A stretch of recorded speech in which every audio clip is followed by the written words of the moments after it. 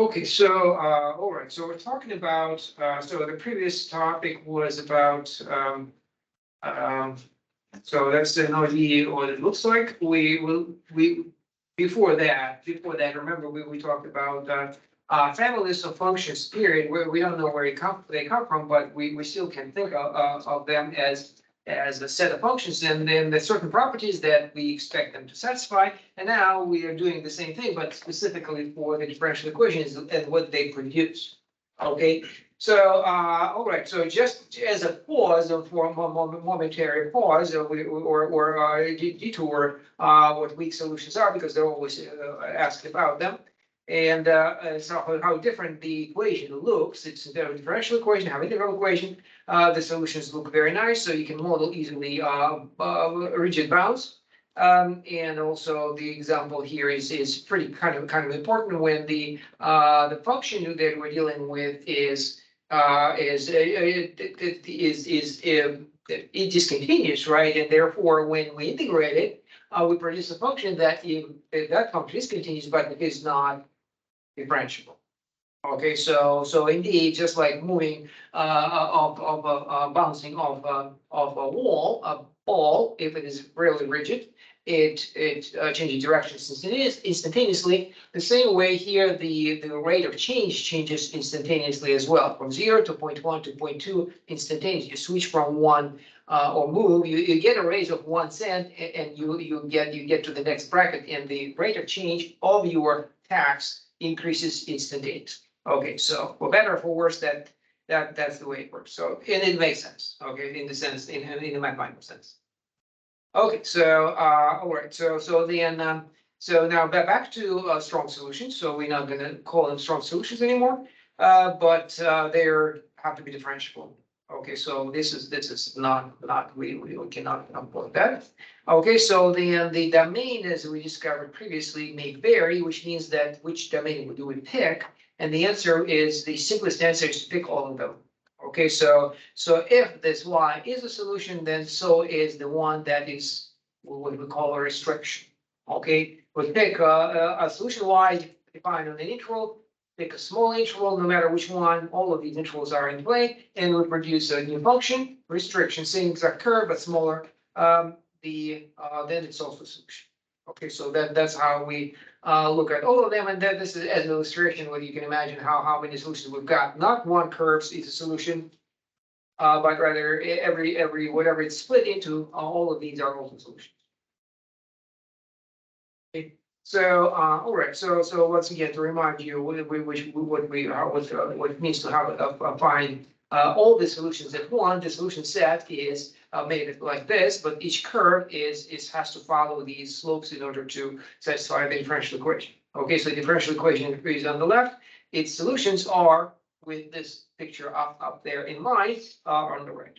Okay, so but specificity, there's sort of specificity here that we need for practical purposes. Well, it is we're picking a particular curve out of many possibly. It is to begin with, it is naturally solve a problem when you actually do know what your flight starts with.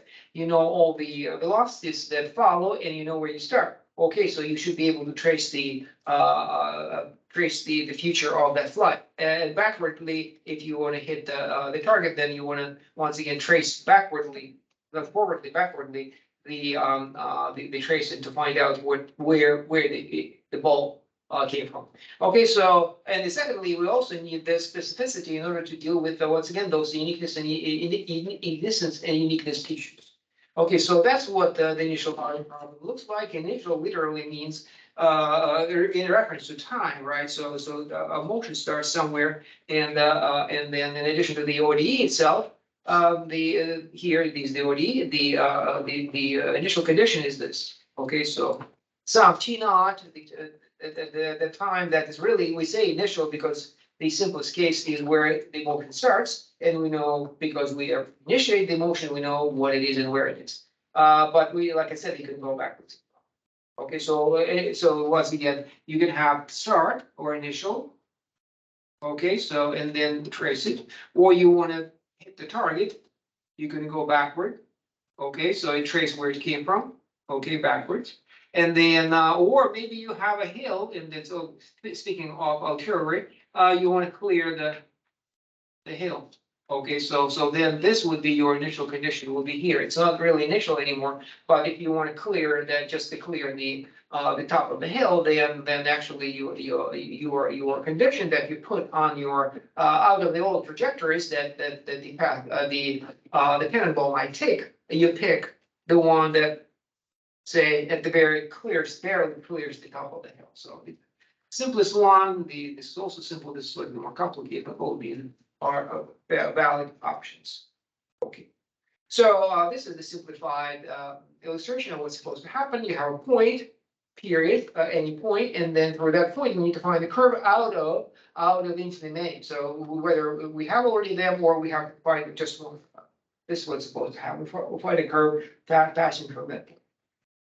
And then based on that, we have the existence property of an ordinary differential equation by saying that every initial value problem has a solution. Okay, at that point. So point is chosen, and then it has a solution through that point, and then we're fine. So just keep in mind this: it's not where, it's not only where, but it's also when. Okay, so T is when and Y is where. Okay, so once again, to illustrate, here's the picture. If you zoom in especially, you can tell that the green point, there's a curve passing through it, and the red point, there is no, because the presumption here is these are asymptotes, and therefore none of these curves reaches the vertical line. So if your red dot is on that line, on the asymptote, none of them, there will be no solution.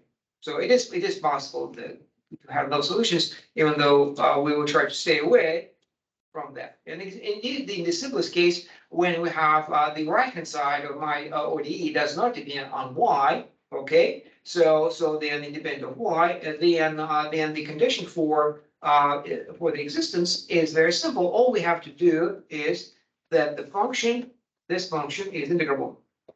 Okay, so integrable, the answer is integral. So integrals no Y in the right-hand side of the differential equation. Okay, when there is no Y in the differential equation, it's simply the solution is integral. When does integral exist? The function is, we literally, what the definition of integrability is that the integral exists. So it's almost tautological. Okay, so you also need to remember that at worst, if you what functions are always integrable, or what functions are always integrable? Polynomials. Polynomials, yes, but any continuous function, as a matter of fact, is integrable. But in addition to those, any step function is also integrable. So remember that once again, that could be the case, even though this will produce a Y that's not differentiable necessarily. So, but integrability is sufficient. Now, second property is uniqueness. Okay, so then once again, a point is given, and then we want to prove that this is impossible, having two different curves out of our big collection that pass through it. Okay, so this is the way we do not want. Okay, so once again, this is for the record. This is what it looks like. The point is given. T naught and Y naught are given. Okay, and then the ODE is given. So presumably there are some solutions there, and then we suppose the two solutions are exist, one by two, then it must be the same solution, at least on the certain interval. So somewhere else they might part ways. Okay, like this. They could part ways, and then at that point there will be non-uniqueness. Okay, and the red dot, that's the way they separate. But in the middle, it's okay. There's a uniqueness because within a certain interval, even a small interval around that point, there's only one possibility. You can only move one ways.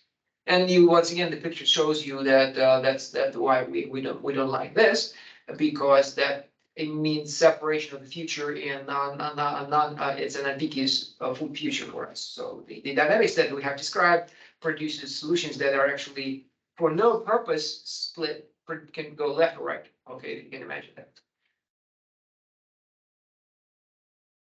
Unfortunately, this is an unfortunate reality about weak solutions that they are easily non-unique. Okay, so that's an example. Once on the top square, -1 on the bottom square, and let's say 0 on the edge, then you can go like this, up or down, and both of these are valid solutions, weak solutions. So one reason why we choose strong solutions over weak solutions. So, okay, uniqueness is also simple once again, if there is no y in the right hand side of my differential equation, then it's the problem is solved by integrability. And what is an integral? The integral, if not the limit, and we also know there is only one limit, and therefore there cannot be two of them. So if we stay within calculus 1, then there is no problem. We have both uniqueness, existence and uniqueness, and we have, remember, the shift in the vertical direction is producing naturally. If you shift, your solution is different. Okay, so they cannot intersect in any way. So difference equations, as you can see there, if we just once again, just like for weak solutions, we examine the existence and uniqueness in this case. Then the same for difference equations, and we have solved them just as well. Okay, it is a recursive formula. The solution always exists as long as f is defined. We can continue on, and so that's how we exist. Even though it's not the same, does not fall into the definition of existence because it's a sequence, not a function defined on the integral. Nonetheless, we can say we can always continue on as long as f is defined, our sequence is defined. Okay, if we go beyond the domain of f, then we are out of luck. But otherwise, f defined, y and defined too. Okay, so so because it's unambiguous, the next step is also unambiguous.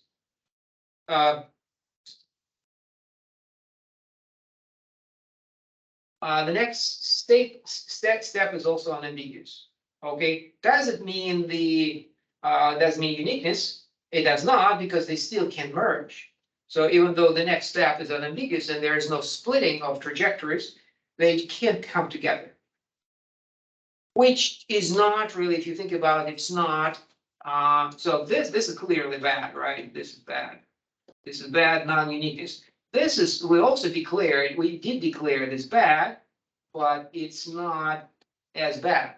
Okay, so the future, when being ambiguous, is bad for your model, right? So it's not deterministic. However, if you have two, what do you call, threads of in the universe, they merge together, it's really doesn't sound as outrageous. Okay, so on one side it is bad, on the other hand it's not so bad. The only thing that the problematic in this, if this you want to, well, why is it bad? The time is not reversible. But is it really? But to keep it simple, and we do get a uniqueness on both sides. So there is the one on the left will be impossible if we once again put proper restrictions on f. Okay, with proper restrictions on f, we'll have both existence and uniqueness. So as you can see, the sequences, everything is fine. Uniqueness on one side and the existence everywhere. But as you can see, they can break down to it. We saw it previously. Okay, so once again, our existence is the region in the plane is fully covered by the solution curves, and secondly, the solution curves do not intersect. Okay, so that's what we had before, but now we only deal with ODEs and then where the solutions come from. So ODEs produce families of curves as the solution sets, and then remember what it produces is typically, but not guaranteed, it is a one parameter family of solutions. That parameter is C, and then we can actually go backwards from that family to recover the differential equation. How? Get rid of C. Okay, so like this. For example, this is the family of solutions. Okay, a C is a shift, and so how do we get rid of C to produce an ODE? How do we get rid of C? Because C, for each C, we have a different curve, okay? How can we describe them all together? So, this ODE that gets all of them. How do we get the ODE? Differentiate, right? Differentiate, and then here it is. And indeed, C disappears, and therefore, this indeed the ODE that gets all of these curves. Okay. This is slightly more complicated, but remember we also had that example of a bunch of exponential graphs. And once again, we can get rid of C, and the idea is still the same, it's still differentiation, but if I start differentiating the way it is, C will not disappear, so that's not good. So what do? So I need to get rid of C by differentiation. So I need to differentiate, I don't differentiate this, what do I differentiate?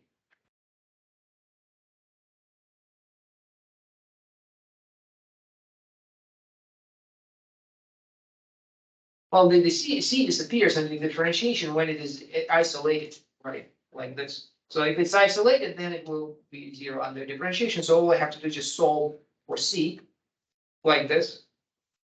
Okay, so C is equal to Y e negative T, and then I could differentiate, C disappears. As you can see, I'm applying here the product rule. Okay, so y prime e negative T, Y, so that's the product rule.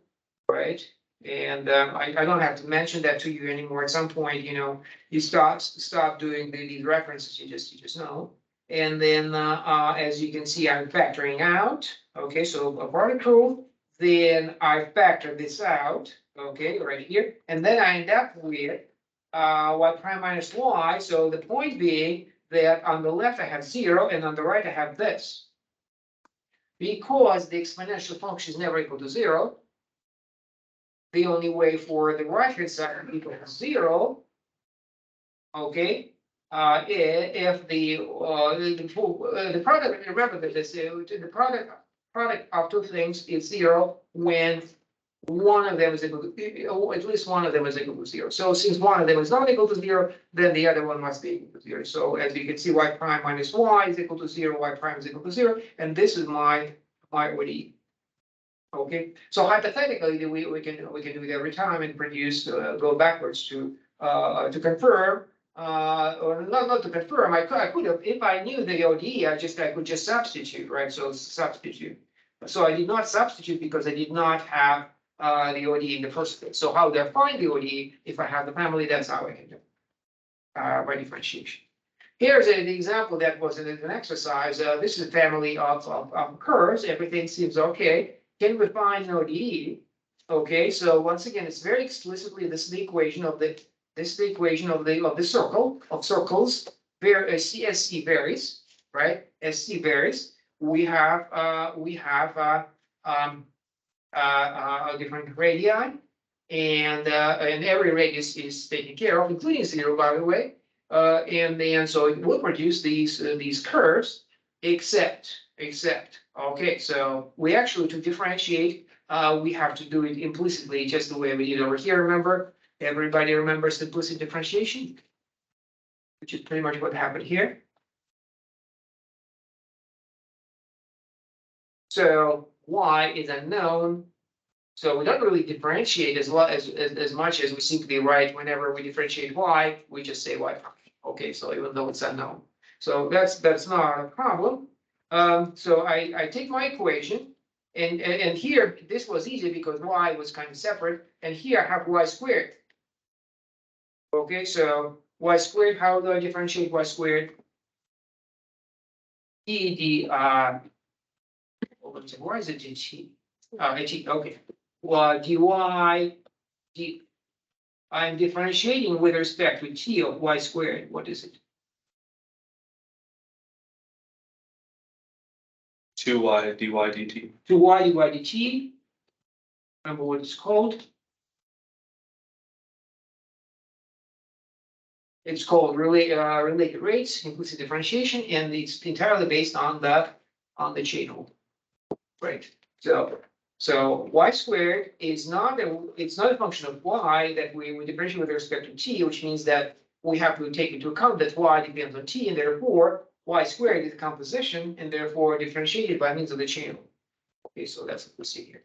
Okay, so then we end up with this equation, and we can solve for y prime. So this is an implicit ODE that connects y prime, and t. And if we solve for y prime, we have this function which is you can see has both t and y in the right hand side. Okay, so the problem is there is nothing that you can see here on, or can you see any problems with the ODE?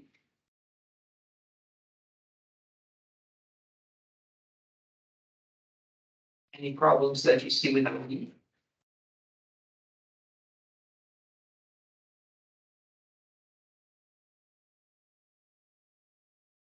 Y zero? Y zero is the problem, right? So this is my f of ty, and it's undefined. So that's the problem at y equals 0. Okay, so that is their concern. There is there, so something to worry about. It if you look at the picture, does it confirm your concerns? Picture now.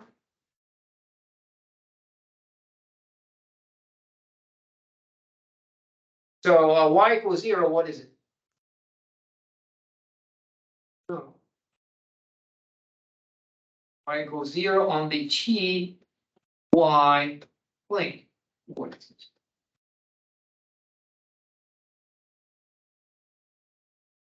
Y equals 0. T equals 0. No, y equals 0. What is it on the ty plane? It's a horizontal line. Is the horizontal line is the x-axis, t-axis, right? It's actually t-axis, right? So it's not one point. This is y equals 0. Okay, so it's not one problem that we have a whole half a line of problems. Okay, so hypothetically, so the function is undefined. Do you see what is happening on the y on that line on the t-axis? What's happening there?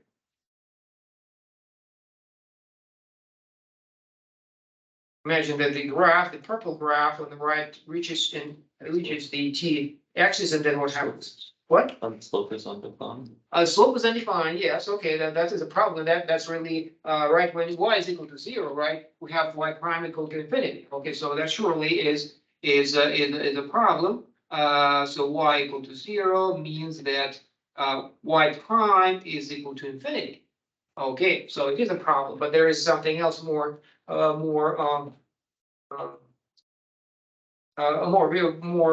problematic. So once again, if you go with the purple line, it reaches the t-axis, what happens? Back? Can you go back? Remember t is time. Can you go back? You can go back. It's not a function anymore. If you go all the way like this, it's not a function. So it's not the solution of our differential equation. So what's the conclusion? It reaches the t-axis, and then what? It stops. So that's it literally the cut is the total the whole domain of my function is cut into half into two pieces above the t-axis and below, and you cannot pass to the next line. Okay, so because to begin with, the function is undefined, and also as I said, that this is what's not allowed. Okay, so you cannot do this. You cannot, there is no, even if these, it seems like the same curve, it is, but you cannot recycle the bottom half because it's not a function, and you cannot get to it from the left, which means that at that point, even if it were very easy to actually add that extra point and say, well, there is no missing point here. Nonetheless, it does not solve the problem of existence. There is no on the t-axis, there are no solutions because there is nothing to the left of it. Well, just an example of how else we can encounter things such as a non-existence. There's also you can take another look at as an exercise. Yeah, this is the next not this exercise, further exercise a 0.00 also. What is so special, but once again, there is nothing there for us to worry about. So you can have more examples of this kind. This is a hyperbolas instead of circles, and once again, in the differential equation, you have a point where this time the vertical line, right? So t is in the denominator. And so I did the implicit differentiation. I have my ODE. I see that t is in the denominator, which means that on the t-axis there are no. I'm sorry, on the y-axis, the vertical, there is nothing here. It is in gray. And so that's the functions are defined. Therefore, you don't expect anything good happening there. And indeed, there's once look at it, you cannot cross from left to right. Okay, so it is an asymptote. So you have asymptotic behavior on the left and on the right, and you cannot jump from one to the next. They are not linked anyway. So that's non-existence once again. Okay, so the point of this is developing a theory that allows us to evaluate our model without actually solving it, nor even doing any modeling or simulation, rather. So we want to analyze the differential equation a priori, and to predict once again it will have existence and uniqueness. Okay, fortunately the answers are very simple, and so let's just for the record state them. And so if this is my function, once again, the right hand side of my OD is this. So look at this for existence purposes. This is my existence. The requirement is very simple. It's continuity, pretty much. Okay.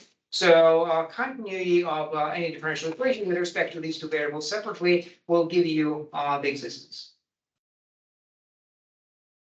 That's it. So as long as you're right, so what we're throwing out here by necessity is the abrupt change of velocity. So with the problem that we already have recognized before, but then one more time. So the continuity of F, what does it mean? F stands for the velocity. F stands for the velocity, and it stands for the velocity, and then what it means is continuity of the velocity is literally, once again, a bouncing off a ball, bouncing off a wall, or anything like that. An instantaneous change of the velocity is not allowed because it will then violate the existence, might violate the existence property. But if the velocity is changing continuously, both on time and space, then we're finding the solution set will look very nicely. So that's the short illustrated version of the theorem right here. So point certain region around it on which the function is continuous, and then a function of a variable, and then it will produce a solution that looks nice as you can see the existence. So there's a point, and there will be a curve for it as required. Okay, so the behavior might once again, the domain is unspecified. That's the problem that we cannot resolve and just say, well, this is the domain forever. It might get out of the region or reach it on the left, on the right, or top or bottom, and so we don't know what the domain is. So just something that we have to deal with. Example of non-uniqueness. That's a big one.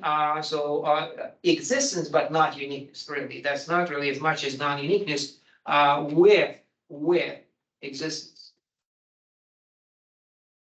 So not only with existence, this is the differential equation, very simple, and as you can see, it is continuous. Okay, so the right-hand side is continuous everywhere, which means that we have the existence according to our theorem. Okay, and yet everything seems fine, but there will be splitting of the solutions. Okay, so this is it. Okay, that's what happens. So there is an equation that looks like runs away from the x-axis, but the zero is still a solution. If you look at the equation, y equals 0 is definitely a solution. We just plug it in. Derivative on the left is 0, on the right is 0. So the horizontal solution, y equals 0. This is my t, and so this is y equals 0. My y will be a solution, but there is also a solution that kind of takes off.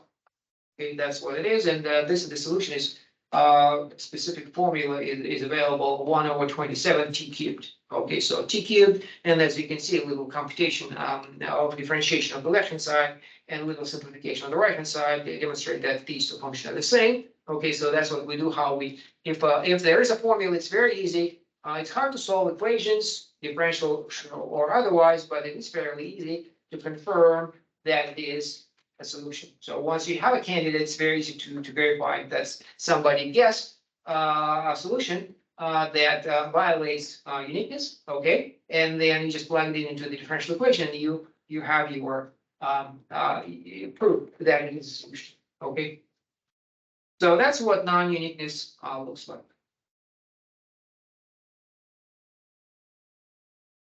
So why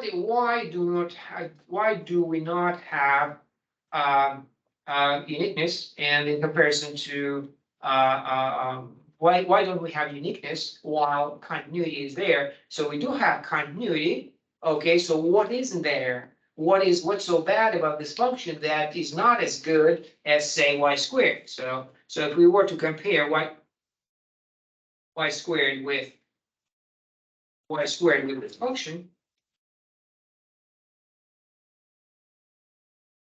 then what is so bad about it? So it is continuous. So and the answer is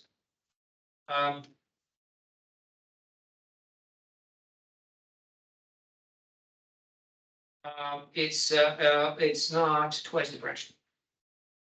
Okay, the vertical because once you graph the right hand side here, not the solution, the right hand side of my equation. Where am I? What happened here? Okay. Still no. Okay. Okay. So y 2/3 plotted will look like this. Okay, and over here at this point, the tangent is vertical. Okay, just like x squared, it has a vertical tangent, and which means that well, it's undefined, and it's certainly not differential. It's the function does not have the second derivative. Well, the first derivative is infinite, so that's really a problem. So that's one way to resolve it, is to ensure as you can see, the uniqueness requirement turns out to be stronger and more restrictive than existence. Okay, so that's a hierarchy, and then it turns out we just replace continuity requirement with the differentiability requirement. So if the right hand side equation, right hand side function is differential with respect to y, it still could remain continuous with respect to t. Then we're fine. So that's what happened. Is here used to be, this part used to be continuous, and now it's differentiable. And since differentiability implies continuity, we actually get both existence and uniqueness. Yeah. So the answer is very encouraging. And there we're not even touching on the idea of how to prove it. That was quite an accomplishment some time ago. I believe in the late I don't know, around 1900s or so, to demonstrate that all the differential equations have solutions under fairly reasonable restrictions on the right hand side. So, but this time we do require differentiability with respect to y. So not only the velocity is changing continuously, it cannot jump, but also changes differentiably. Okay, so in a smooth kind of fashion. So here's the question. Explain why this is not what non-uniqueness looks like.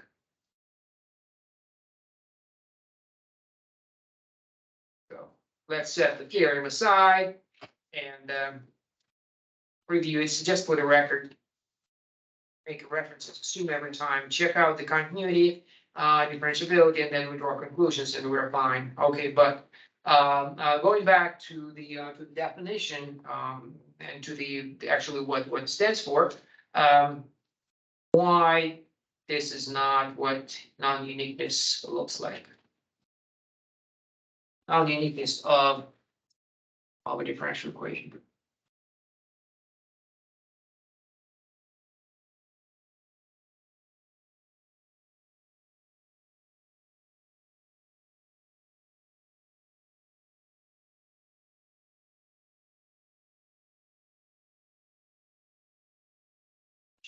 No, there is no F here, right? So, like I said, forget about the theorem for now. So it is entirely, we have nothing but two solutions of a certain differential equation. And see, everything is just fine. So it's just differential equation without uniqueness. It's what appears to be. But the reality is that this cannot be two solutions of the same differential equation. Why not?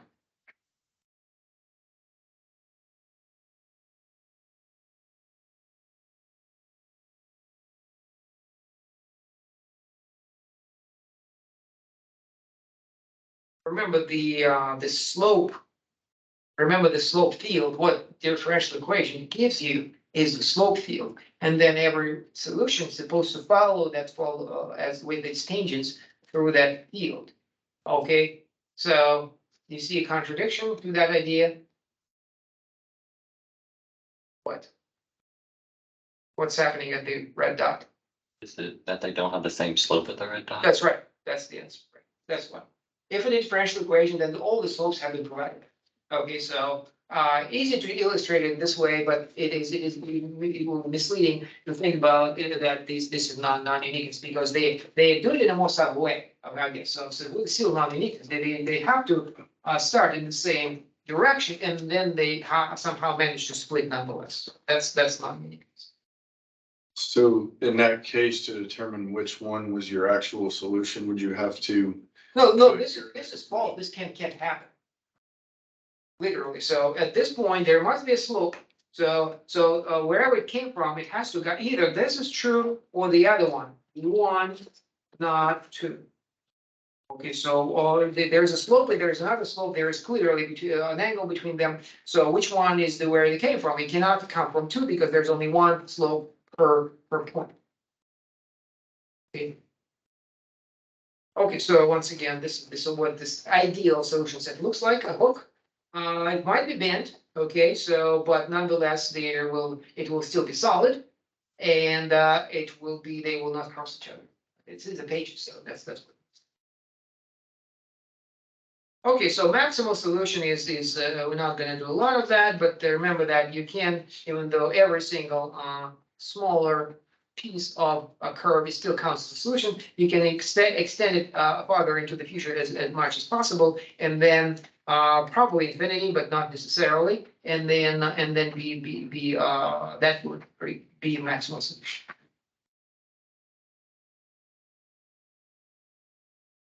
But so once again, these are solutions, these are maximal solutions. So you cannot expand it any further.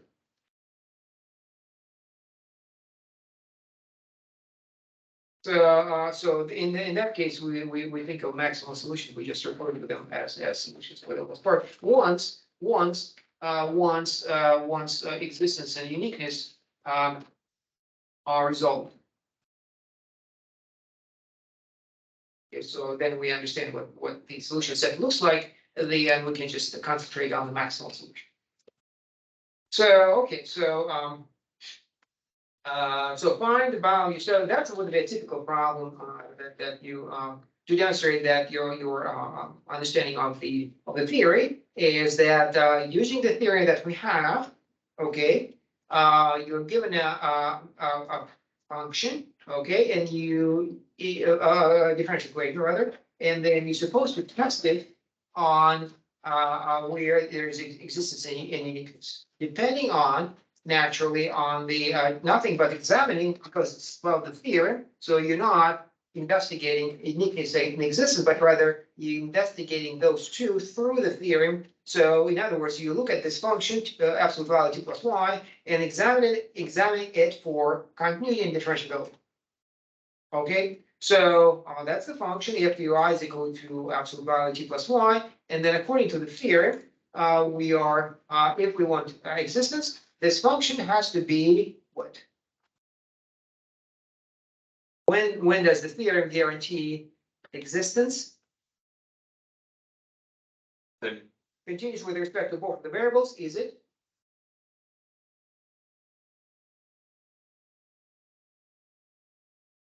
You need to remember the absolute value is absolutely, you can see it says there's absolute value. Is the absolute value a continuous function? No. No, it is. It is. It is continuous, yeah, the absolute value, you're thinking the sine function, this is the sine with a jump, and this is the absolute value. Okay, so it is continuous, and then it is not entirely trivial of what's happening, because what the absolute value is continuous. Why does the f continue? Why is f continuous? There's a theorem there about continuity from calculus 1. You just pull it out of your ear, and it says that the composition of continuous is continuous. Okay, so that's a theorem that we have to pull out. So t is continuous, y is continuous, absolute value is continuous. You do a composition with one or the other, doesn't matter, you will produce a continuous function. Okay, so that little theory in calculus 1, based on our theory of limits, is then you conclude that very nice theorem. Then you conclude that f of ty is continuous with respect to one variable or the other, and then which means that you have existence. Okay, so it's like and then so that's part 1. So yes for existence, any point everywhere. Okay, so number 1. Number 2 is now existence, uniqueness, and then we absolute value, look at it, the absolute value is not differentiable. That's the problem with it. Okay, it's not discontinuous, but it is not differential, which means that at some point there will be no differentiability, therefore our theorem will not guarantee us uniqueness. Okay, so where is the absolute value is not differentiable? The answer is at zero, which means that t plus y equal to 0 is that this is bad. This is the bad place on the plane, where my function is not differentiable, therefore there is no uniqueness. So no for uniqueness on t plus y is equal to 0, which is a straight line, right? So there is a straight line on the plane where things might happen. Okay, so we'll get back to that when we do simulations. Then we'll get back to this function, and we'll see how indeed there might be non-unique behavior, how the solutions split. Okay, so the line, what is the line? Y equal t, so negative t, so it's like this. And then below and above everything unique and fine, but on the line, how do you get from one to the other? There might be splitting. Okay, so we'll trace that later. Okay, so the time is, so the theory, we have the theory of theory we care about. Once again, so which means that whenever we encounter a differential equation, we do test it just like here for existence and uniqueness by means of simply considering continuity and differentiability of the right hand side. So that's little preview of that. Okay, so the theoretically then, even without solving the differential equation, we can say a lot about what the solution set looks like.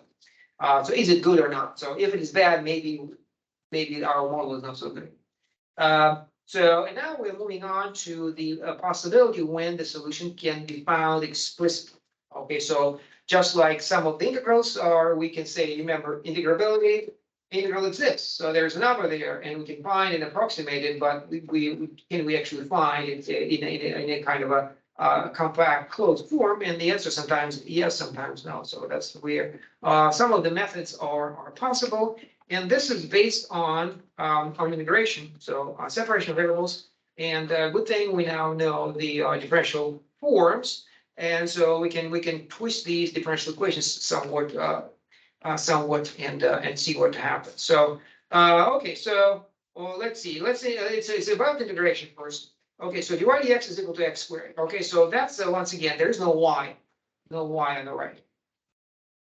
Okay, so which means that we solve by integration. I apply integration on left and the right. On the left, it cancels out. On the right, I end up with x squared. I integrate x squared plus t over 3 plus c is my solution set.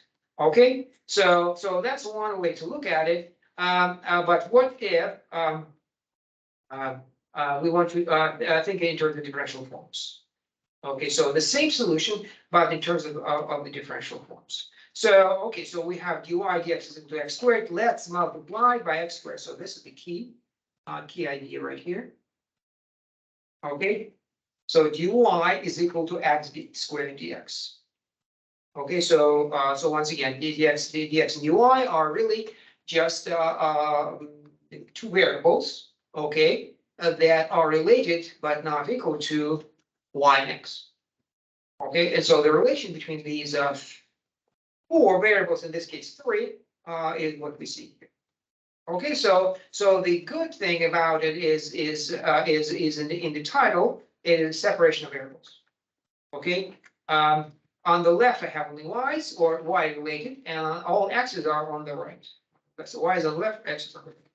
Okay, so which means that we could try to integrate with respect to the respective variable. Okay, so I integrate these are one forms with respect to the two variables, and I integrate dy on the left. I integrate x squared dx on the right. Okay, so two forms are equal to each other, therefore the integrals are also equal to each other. So over any interval, over any interval.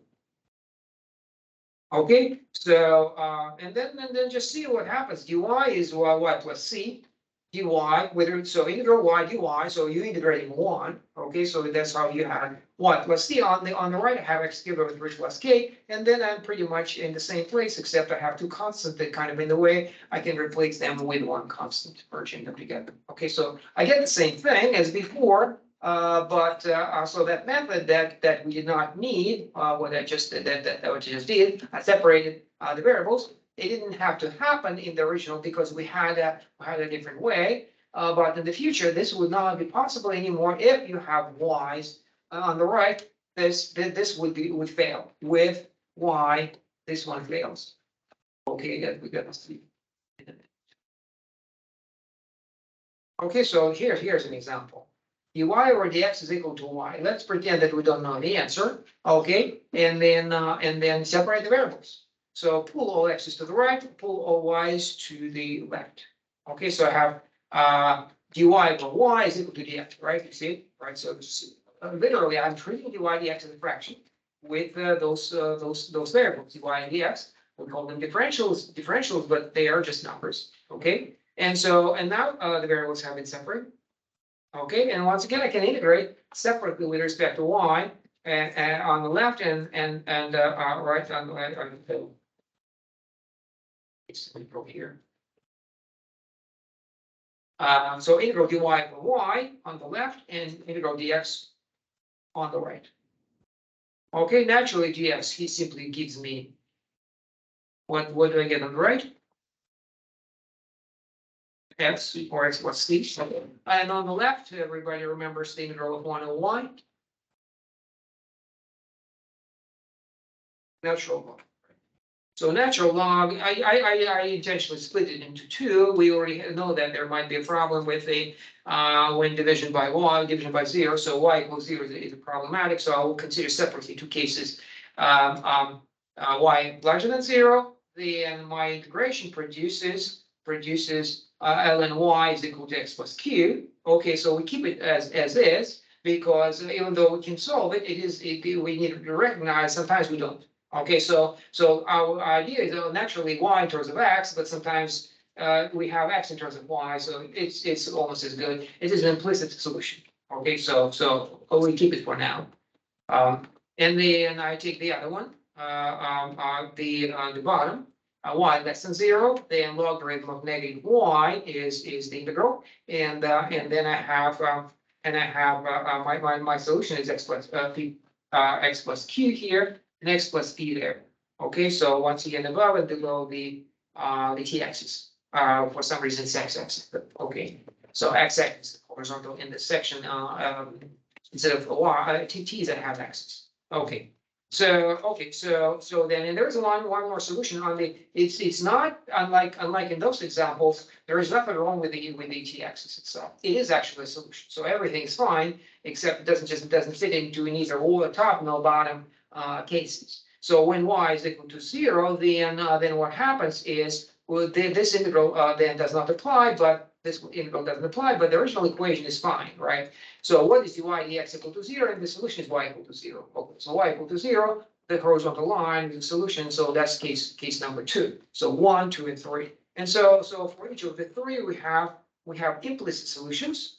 Okay, we can verify them by substitution. Well, we cannot verify them by substitution other than the last one. So all we have to do is just to find explicit solutions. And instead of x in terms of y, pretty much what we've got here, case 1 and 3, we just solve for y, and that's just little knowledge of logarithms, solve the problem, right? So ln y, x is equal to x plus q, so y is equal to x plus q, ex plus q.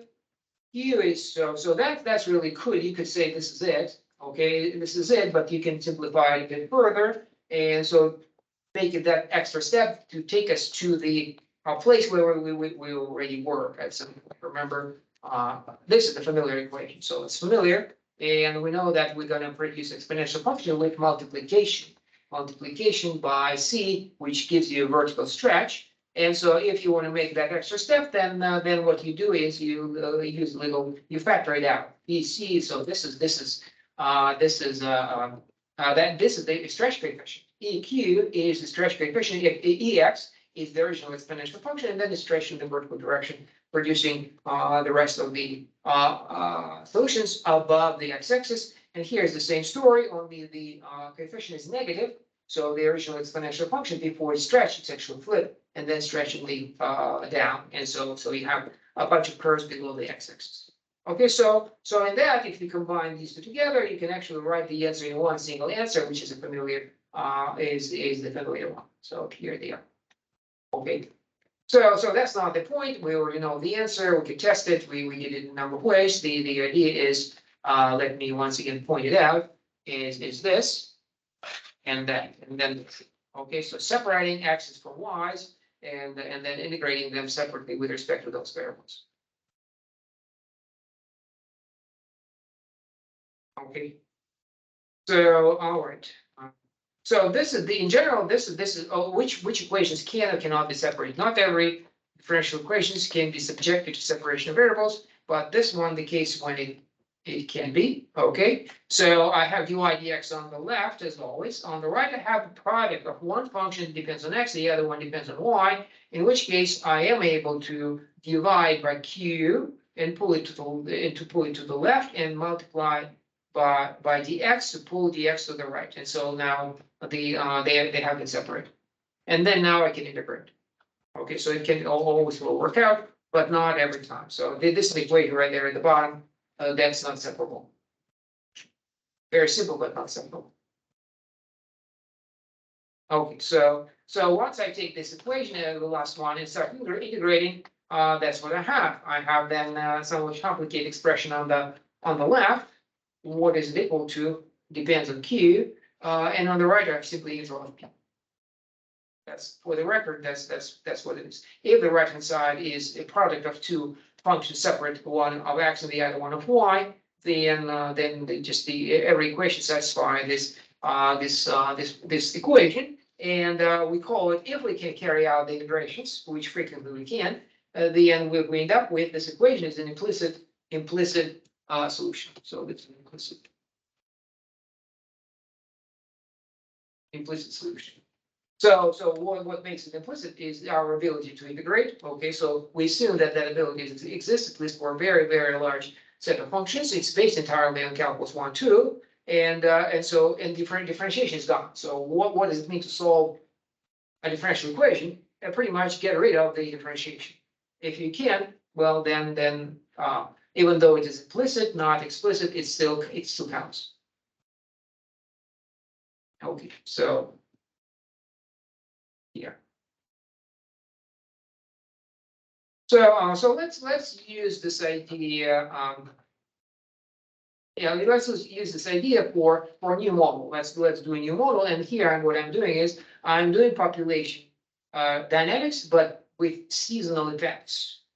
Okay, so depending on the rate of growth or decline of the population depends on the season, and therefore, so maybe higher in the summer and lower in the winter, or vice versa. I don't know. So then my equation is still this. Okay, so so my rate of growth is proportional of the population is proportional to the population, but now K depends on time, which makes it not autonomous anymore. So there is no, here originally is K the constant, and it does not depend on anything. And so what we make it, of it, we make K to depend on T and in a periodic fashion. Okay, so once again, higher, lower, higher, lower, higher, lower. So this is an example. Sine T gives you an example of when a population depends on time. This is a bad example, by the way, just occurred to me, because this is this could be negative. Maybe it's not a very good example of population dynamics that actually say in winter they're actually dying out, while in summer they're growing.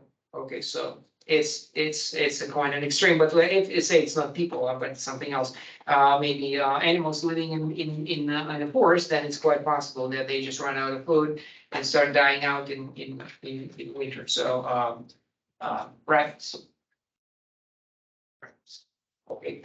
So the point is then my difference equation is this: sine t times y.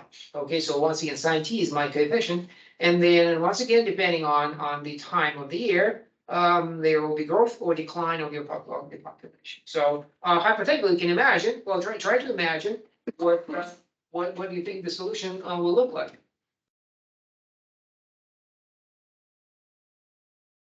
If what the common sense wise.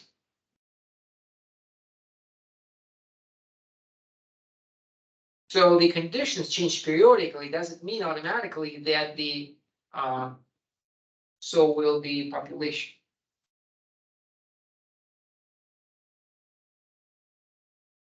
Maybe, but not, it's not entirely obvious. So you can actually think of an example when conditions are changing periodically. You have a thrust in a rocket, and then it goes on and off, on and off. It doesn't necessarily mean that you're gonna have a periodic motion, but if you have negative combined with positive, then they might cancel each other, and you might arrive to the same location as before. So anyway, so this you can model. Okay, so this is my recursive solution, the same standard, and this is the solution set they're done with Excel once again. Okay, so they are indeed periodic. And as but the swing is different. Okay, so depending on where you start, you go up in summer and then down in the winter, and the swing could be big or large. In the closer you are to zero, then the swing is small. Okay, so and you never die out.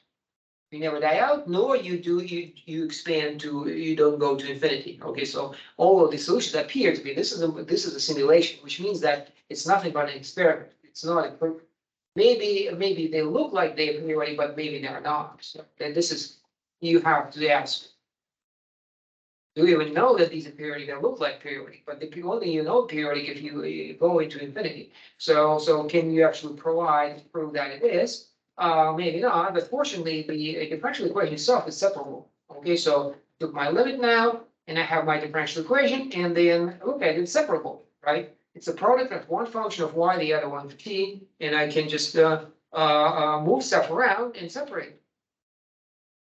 Oh well, first of all, it is good habit of verifying the uniqueness in existence. So simulation, everything seems fine. Then you confirm at least one thing without doing anything else. The function itself on the right is both differentiable, therefore there will be existence and uniqueness, which means that that purple line, you see this purple line over here, the purple one, it won't go to zero. Okay, so it seems like it touches the x-axis. Is the population zero? No. Why not? The purple line or the green line, it seems to be touching the red line. So why it won't touch it and it won't go to zero? How do we know?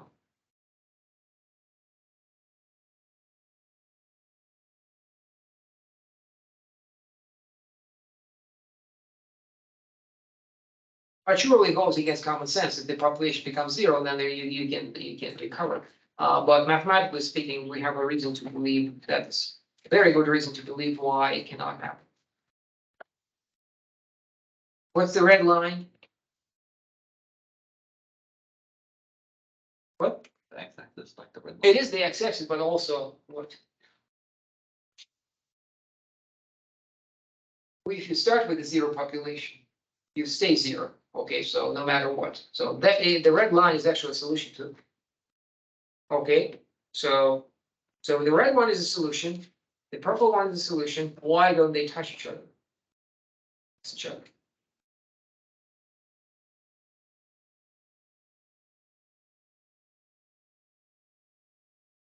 Solutions don't touch each other. Because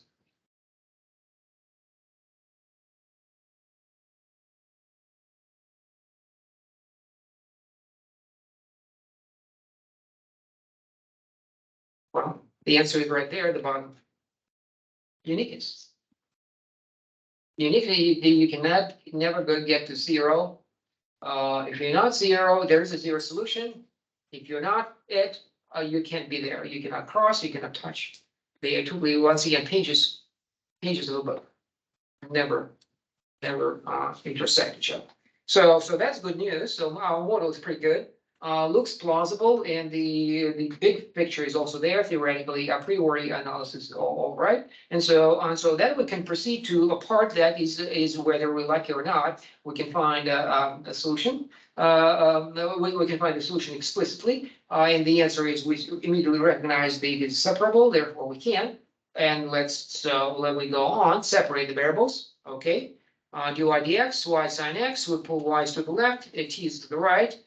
Here I switch to t's again, and then I integrate, I get logarithm on the left again, on the right I get cosine, and then I have to, and once again, there's a split here, y equals 0 is still a split, even though it is a solution, the solution split's not a cut through the domain, but rather it's just a special case when y is equal to 0, and so then the separation of variables, so separation when y is not equal to 0. If y is equal to 0, you cannot separate, so you have to deal with it separately. But if it's not equal to 0, there are two cases, and therefore you produce two cases for the cosine, and logarithm, once again, this is implicit solution. Logarithm y is equal to negative cosine t plus q. Okay, and then what you can do is solve for y and using exponential function, and you can, this is the solution right here. Y is equal to c e negative cosine t, which is, by the way, we immediately prove that it is periodic. A big deal. So indeed, not only the conditions change periodically, but also as a result, the population also changes periodically. Okay, and then that's pretty much it. Right, so it is just yeah, well, you take the simplest exponential function. We already know what it's supposed to look like. That's all of them are supposed to look like this. Depending on C negative, we are below, C 0 if we are on the x-axis, and above C plus. Okay, so that's roughly the plan that we always pursue. From words to difference equation to modeling to theory, uniqueness existence, then trying to find an analytic solution if possible. So, all right, so you can modify it in any way you like. So some you can think how can I make it more complicated? Maybe maybe they're not. Maybe they're always. Here's an example for you to still periodic but never. So there's no winter. So you can replace. You can put here say 1 plus sine t, which means that it goes up and down, but always stays positive. So can you imagine what the behavior like? And an exercise. What do you say? It looked like a roller coaster, but going up. Well, yeah, only up, right? Because the rate of change is always positive. Therefore, it kind of be fast, slow, but never go dips down because the 1 plus sine t is always positive. So you could do constant. Okay, so these are called linear. To summarize, especially the last example, the linear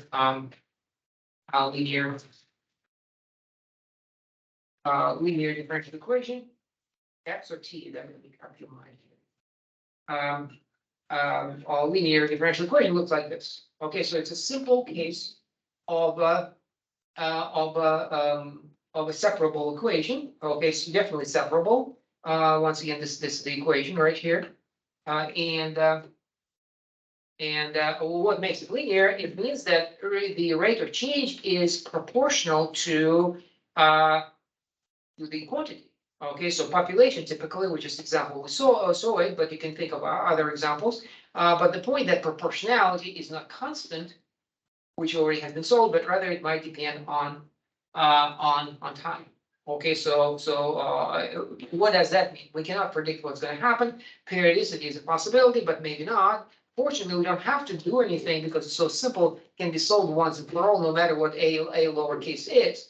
The solution looks like this, and so you integrate a, okay, and then you plug it into the formula above. Okay, so it's always exponential with exponent behaving in a manner that is unknown ahead of time.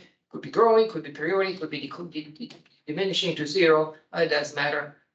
It is ultimately it is unknown, but this problem is solved once and for all. So a whole class of equations has been solved. Linear equations all look like this, and that's perfectly in high dimensions. You have a similar situation when the dependence is linear, and why linear is so important because according to calculus, everything is kind of linear. You know what I'm talking about? According to calculus, everything is sort of linear or almost linear.